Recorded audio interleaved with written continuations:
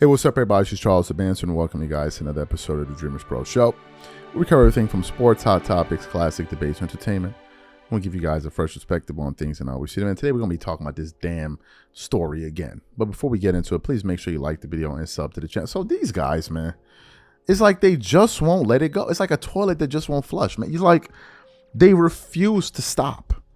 These damn LeBron fans, man, they just cannot let it go. They're still holding on to their life and hope and all of this stuff. So what happened? I'm literally minding my business here, and I open up my Instagram and I see a post from SportsCenter, and I want to put it up for you guys.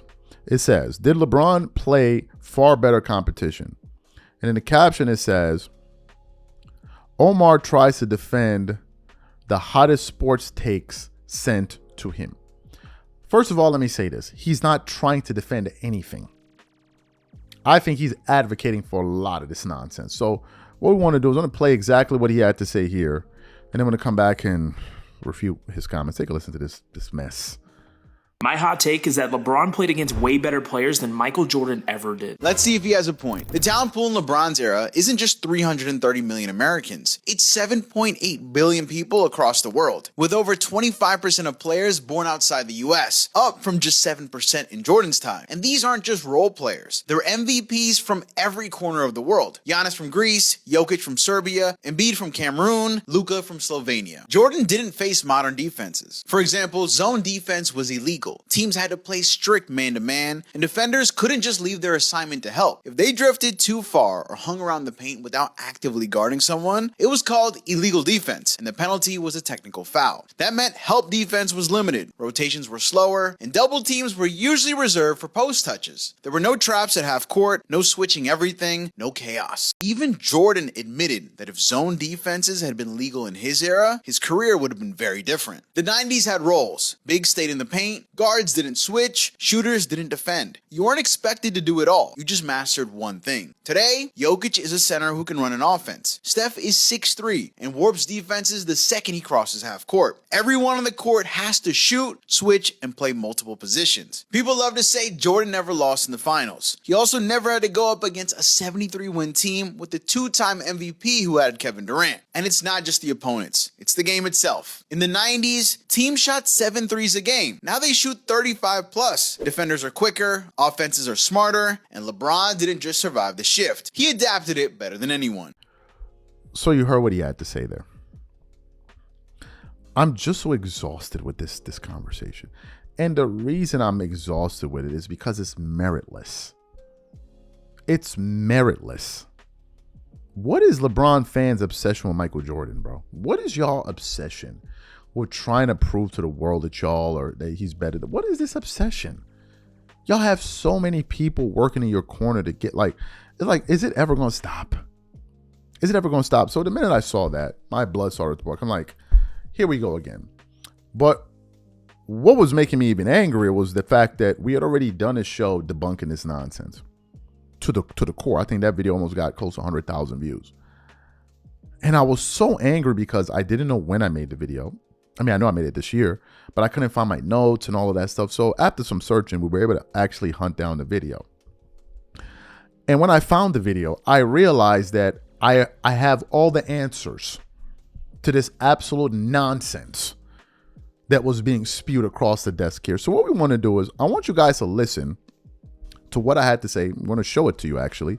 What I had to say about 2 months ago, exposing this ridiculous argument that this guy tried to put up, which was he's claiming that LeBron faced more competition than Michael Jordan. Please listen to me absolutely dismantle this weak argument. Take a listen to this here. LeBron James, when he played in the East, from the year 2003 to 2017, the average win percentage of teams in the Eastern Conference compared to teams in the Western Conference, okay? And I want you guys to look at this. Teams in the East won 47.7% of their games, had a winning percentage, rather. Whereas teams in the West had a 52.4% win percentage. What does these integers indicate? It indicates that Western Conference teams generally had better records because they were winning more games than Eastern Conference teams. If you try to visualize these numbers, these are like 50 win teams compared to 40 win teams. So LeBron spent what? I don't know. Close to, let me see, close to 15 years of his career in a conference where teams were weaker than teams in the West. This is not my opinion. This is the actual data. You can go punch it up on Basketball Reference and see free, because they've tried to hold on to this stupid, pitiful argument of, oh, LeBron played more. It's a lie. It's a lie. It's a lie. It's always been a lie. How could he have played tougher competition when he played in a weak conference? Now, some people will say, well, he made it to the finals. Yeah, he made it playing weak teams and got his ass whiz-zapped when he got there, because that's when ultimately he started playing real LeBron started in those playoff runs. He would start playing real teams like in the Eastern Conference Finals. In the second round, that's when he would start playing real teams. Whereas in the West, you're playing them all season long, and then from the first round all the way. Kobe was facing the Spurs, he was facing real deal teams. The team LeBron faced in the finals in 13, Kobe was facing in round 1 in the Thunder. The team he would play in the finals are teams Kobe would play in round 1. But I want to get to the larger point, because these jokers like to say, oh, but Jordan didn't play against nobody. Let's get to the time when Jordan played in the East, his career. When Jordan played in the East, from 84 to 98, the win percentage was 50.6. That's the winning percentage of teams in the East. The winning percentage in the West was 49.4. This number shows that the East was stronger than the West when Jordan played. It also shows that Jordan played, when he played in an era where his conference was winning over 50% of the games, he was still winning at a high level. But what it shows in LeBron's case is when he played in a weaker conference, he was still somehow losing. Still somehow losing. So how can we use the argument that LeBron played tougher competition when clearly he didn't? And Jordan played tougher teams on a night in, night out basis, because you play teams in the East more than you play teams in the West. Who don't know that? Who don't know this? So that's the first part. Now, I want to give you guys the final nail in the coffin. Take a look at the win percentage. Now, hold on. Let me pull up the right sheet here. Here it is. The win percentage from 84 to 2025. Let's put it up for you guys to see. What this chart indicates is the following. From 2000 to 2010, the West was the stronger conference with a 52.6 win percentage. From 2020 to 2025, the West was still the strong. So for the last 20 years, the West was the stronger conference. That's the 20 years Kobe played in. And LeBron has enjoyed playing in the weak-ass East. But here's the point. From 84 to 98, was the only time the East was strong. And who played in that time frame, folks? Michael Jordan. The moment Jordan left, look at the win percentages. 47 from 03 to 18, 48 from 2018 to 2025. So we have the proof now. Then not only did LeBron have more help than Michael Jordan, because he did, and for those of you who may not know, Jordan's all-star talent, their cumulative all-star appearances of all of Jordan's teammates is 10. LeBron is pushing about 150, meaning If you add up all of the all-star caliber players he's played with, if you combine their all-star appearances, it's about 150. Pippen made 6 or 7, if I'm not mistaken. Jordan is sitting at 10. So not only did LeBron have a disgrace, just a shameful, just have a totally, absolutely disgusting amount of more talent, more help, he somehow found a way to still lose more. He had more help, more time, a weaker conference, and still lost more. How do you do that, bro? Fantastic. So you heard the breakdown. It's clownish, this entire thing. And let me tell you what's happened with this GOAT debate. LeBron fans are, not all of them, but a good amount of them are amongst the most pitiful set of people walking earth. What this debate started was, it started off like this. First, it started off as a basketball debate. But then as time went on, they realized LeBron kept on falling short over time and time again. So then it turned into a hypothetical debate. Oh, what if LeBron did this? What if LeBron did that? Because they realized they couldn't beat Jordan on the court. They couldn't do it. They couldn't go career for career, player for player. They couldn't do it. There was no roadmap for them to get to actually end at the conclusion where, okay, this guy's, but there was nothing, right? So they then started to shift to, well, if we can't attack Jordan, let's attack his era, right? Then that's when they came out, we done with the 90s nonsense.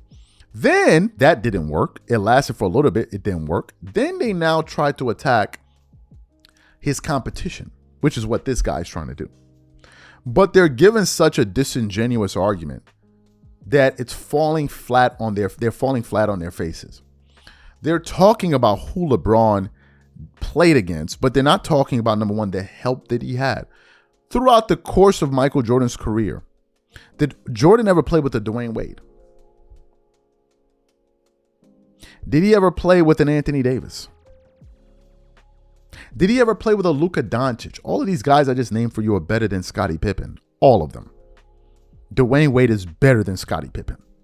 Period. Anthony Davis is a better basketball player than Scottie Pippen. Period. Luka Doncic is a better basketball player than Scottie Pippen. Period. And Jordan never played with a guy on the wing like a Kyrie Irving. He never had any of this. He never had any of it. So they don't factor that in. They also don't factor in the time factor. LeBron has had more time to make amends, to catch Jordan, and he hasn't done it yet. He's had more time. We also gave you guys the data that the Eastern Conference only had a winning. The last time the Eastern Conference had a winning percentage as a conference was when Jordan was playing. Historically, the West has always been stronger than the East. When Jordan played there, the East was stronger than the West. All throughout the years that LeBron played in the East, it was weak. That's how he was able to get to all of those. They don't bring up any of this.